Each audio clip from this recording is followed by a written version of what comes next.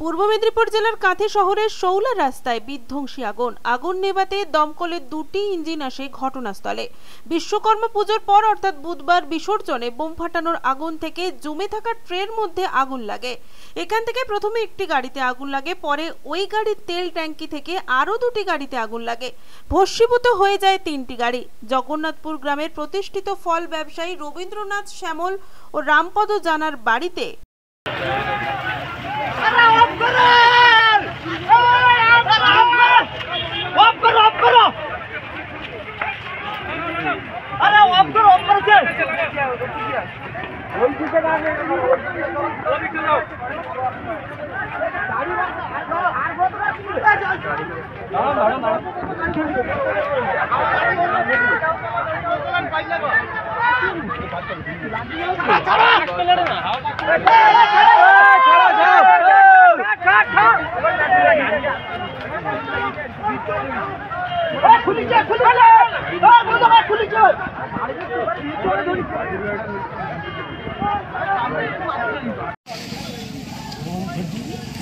বলছে তো এখানে বোম ফাটায়নি, বাচ্চাগুলো কোথায় ফাটাচ্ছে কে ফাটাচ্ছে কেউ জানবে তো, আগুনের ফুলকি করতে পারে।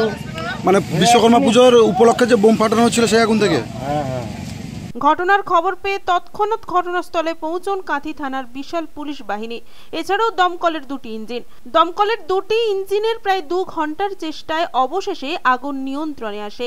এই অগ্নিকাণ্ডের খবর পেয়ে ঘটনাস্থল পরিদর্শনে আসেন তমলুক লোকসভার প্রাক্তন সাংসদ দিব্যেন্দু অধিকারী। তবে জলটা নিয়ে না, পাইপটাও খুলে আসো, জল মারা আমি উপরে উঠে যাবো।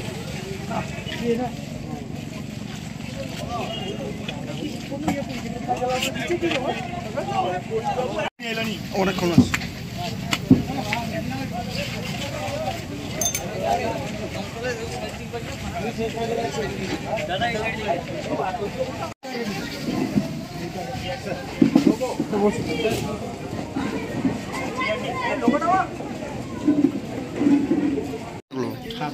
বিসর্জন করতে গেছিল, সে পাশে বোম ফাটিয়েছিল, সে আগুনটা ঠিক এসে ওই ট্রেতে লেগে গেছে, ভাঙা ট্রেন ছিল তাকে আগুন, সেখান থেকেই গাড়িগুলো ধরে গেছে।